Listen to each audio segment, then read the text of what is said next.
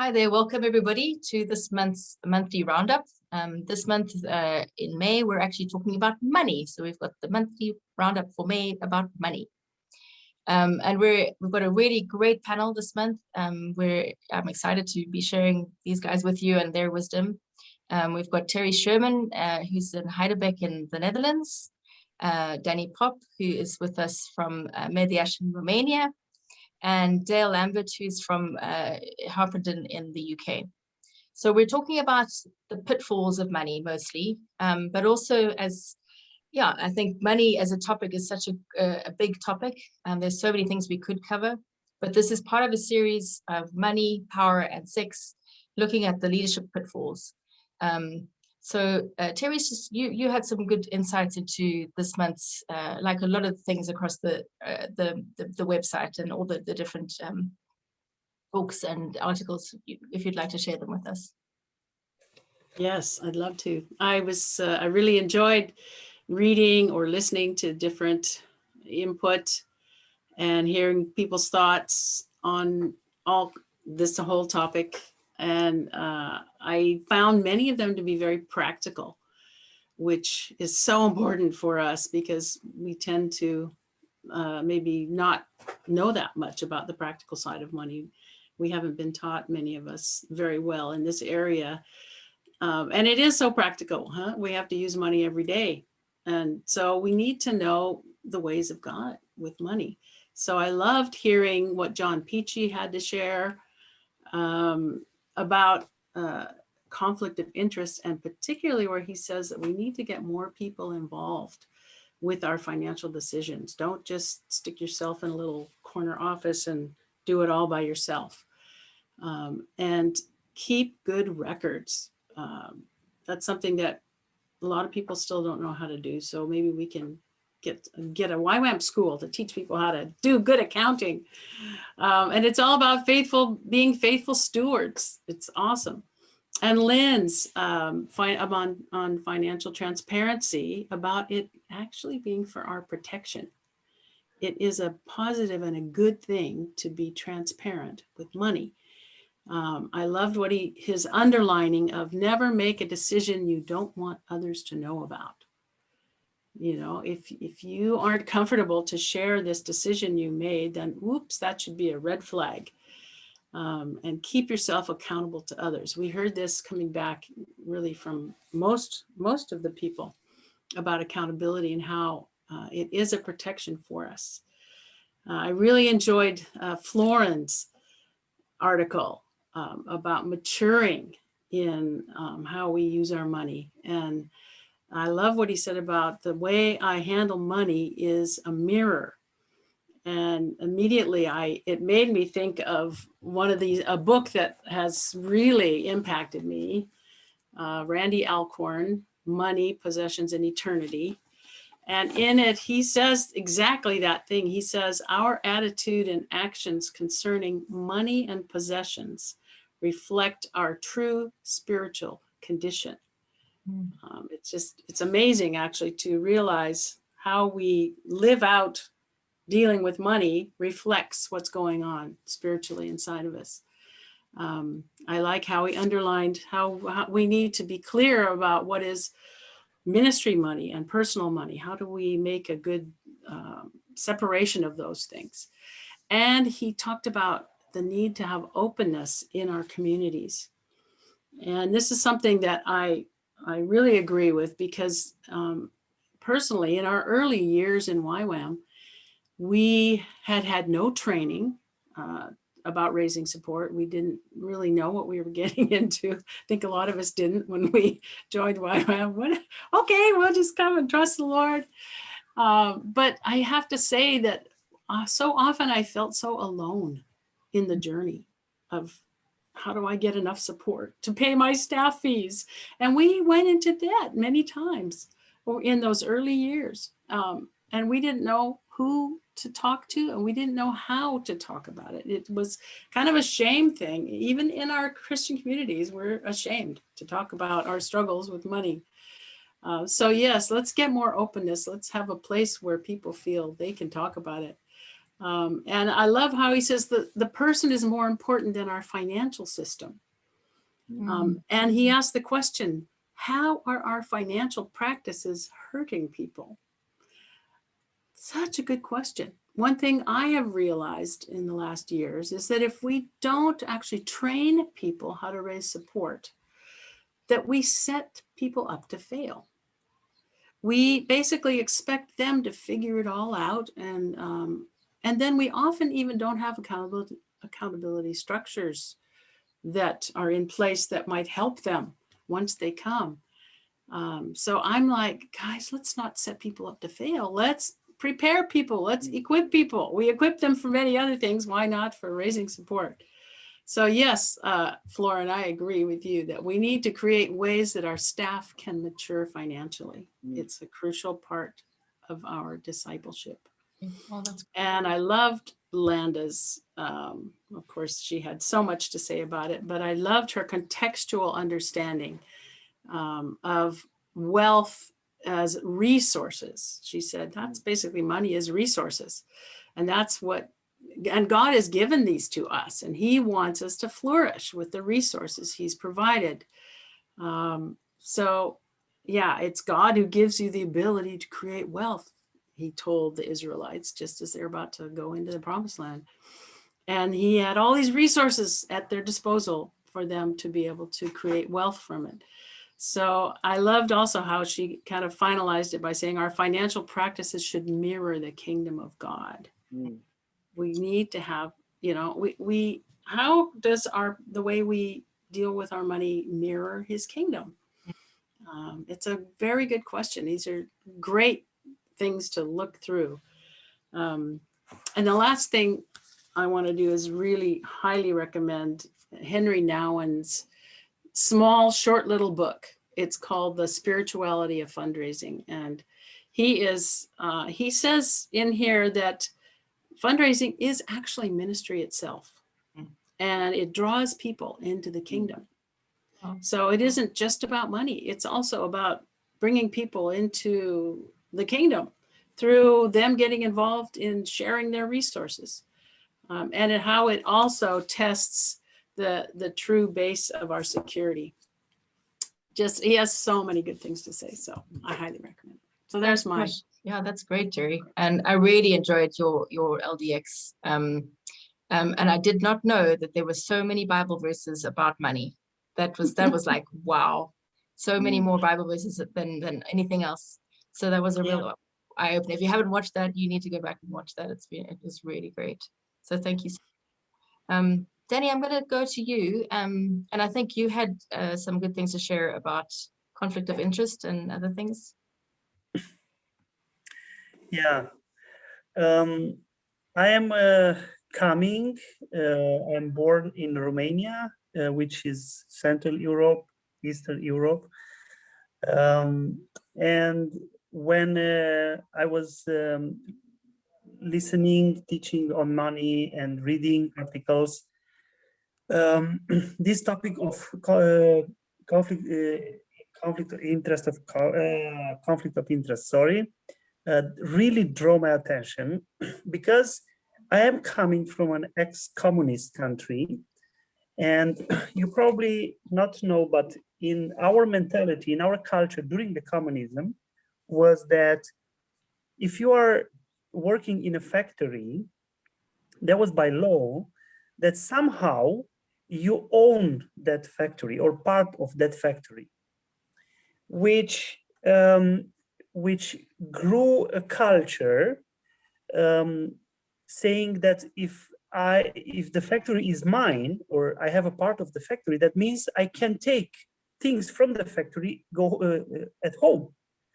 So they really took stuff from the factory, go at their homes. So then it became a culture in Romania, right?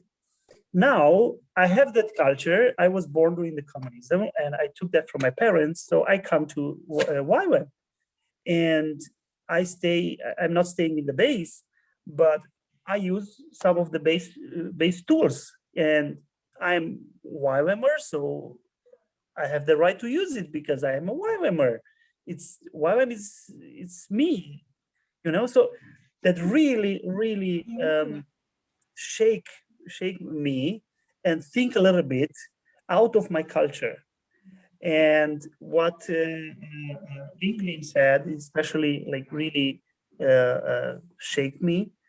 And yeah, it really helped me. And also I challenge you, the ones of you who didn't look specific for that in the teachings, especially the ones who are from more East, please think of that. Also by culture, because for us it's just normal. By culture is normal to take. And also Landa Cope touched that, like it's God's money, it's God's apple. She says, if I remember well, she says it's God's apple, so I can take it. It's my apple. I'm part of YWAM.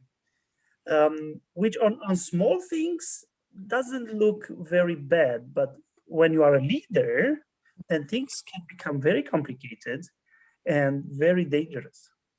So I was a little bit aware when I took the leadership of the base, YWAM base in Medias in 2014.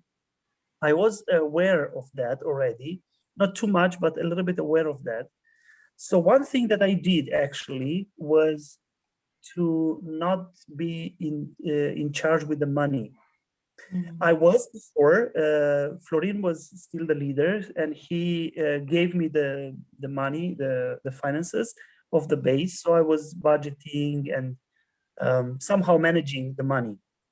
But one of the first things that I did when I became the leader was to give this responsibility to someone else. Very wise.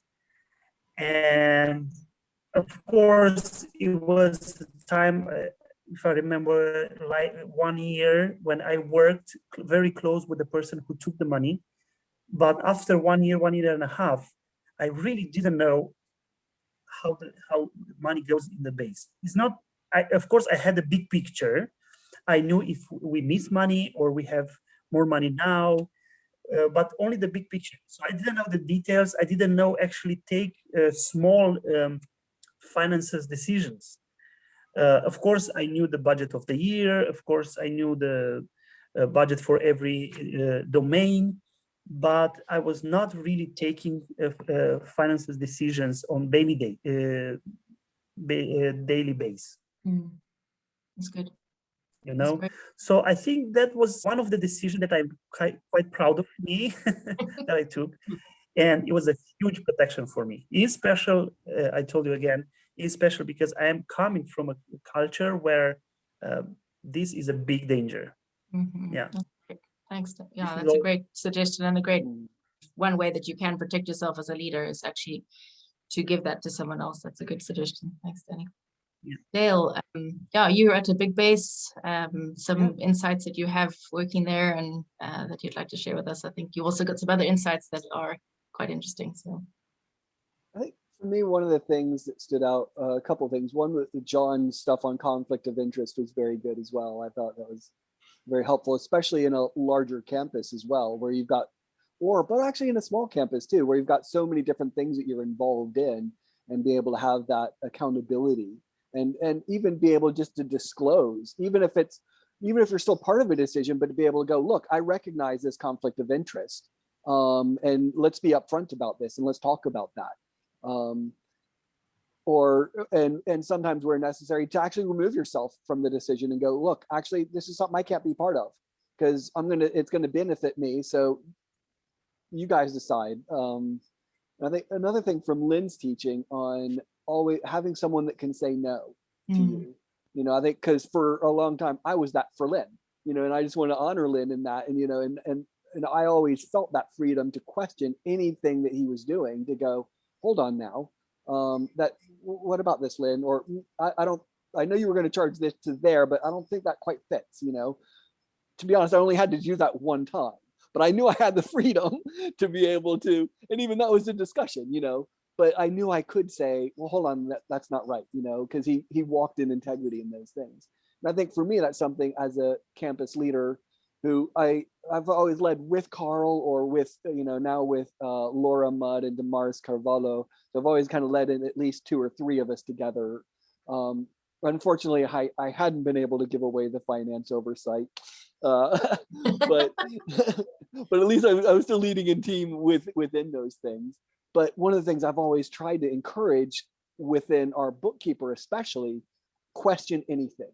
If there's anything that comes in that you think you're not quite sure on, doesn't quite fit, challenge that. Ask questions, and ask questions to me or ask questions to anybody else.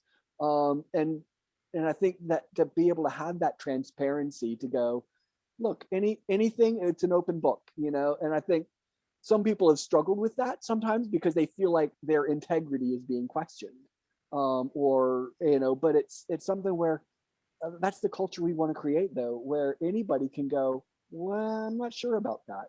And for us, because it's our bookkeeper that sees everything, that they have that freedom to be able to question, and to be able to go above my head, even to our board and stuff like that. Look, if there's anything that I do that you think you're not quite sure about, feel free to go to somebody else. And we've had it where she's asked questions to one of our teams, and they were talking to me about it, and I was able to go, yeah, well, I never heard about it because your answer was good. It made sense to, and you were able to explain it. And she go, okay, yeah, that's right. And so therefore it didn't go any further. And so they were able to, even then it's rebuilding that trust of, okay, well, I'm not being questioned. It's not my integrity. She just wanted to make sense of it, and so yeah, it worked well. I think another thing for me was just the whole thing of we all live by faith, not just in YWAM, but everyone. Christians need to trust God, and so even for Emma and I, when we were in with YWAM in Denver for about 15 years before moving to the UK, and felt like God was stirring us to move to the UK, and as we prayed about it, we felt like I was going, God, okay, well, what do you want us to do? Is it YWAM? Is it something else? And felt like God said, you're grown up. I don't need to just tell you everything. Work it out and talk to me about, and so I had to go through this whole process, of, well, is it ministry or not? And, okay, well, that's easier, ministry, is it YWAM or is it something else? And in the end, it came down to the cost of living in England was going to be more expensive. And so part of it was finances. And it was, in the end, it was, well, we love YWAM. We feel like God's always provided. Why wouldn't he continue? And then after that, after we kind of made those settling things, then God brought confirmations of what we were to step into and what that could look like. And then God brought breakthroughs of the finances. But even it was that stepping out of faith of not knowing and trusting God. And now after, 28 years in YWAM, since I was 19 when I joined YWAM, my wife and I felt like it's time to step out of YWAM. And so for us, that is a huge step of faith, actually. It's okay. Well, actually, are we employable by anybody else? How will the things we've learned translate? But seeing God bring provision for both my wife and I to actually find jobs in different charities, and seeing God's faithfulness in that, especially in a time of COVID where so many people are struggling to find placements right now, but seeing that come through, and then trusting God for a place, to live, and God bring connections and all these different things that, just seeing God's faithfulness, and realizing that it is about pressing into him, and it's not just, I have the security of a job now, I don't have to worry about those things. But yeah, just, walking through those things. So yeah, I think it's been just a new eye-opening of the stuff we've always known and said, but how do I live that out in my own life as well? Yeah, exactly. Yes.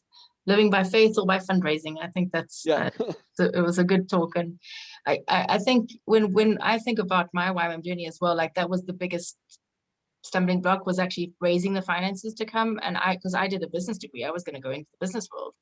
And then I was like, the Lord's like, no, you're coming to YWAM, and he provided like amazingly. And I kind of look back now, and I know that if he hadn't provided in that way, I probably wouldn't have been in YWAM this long. So, you know, he knows what you need. Does anyone have a last thought that they want to share with us before we close?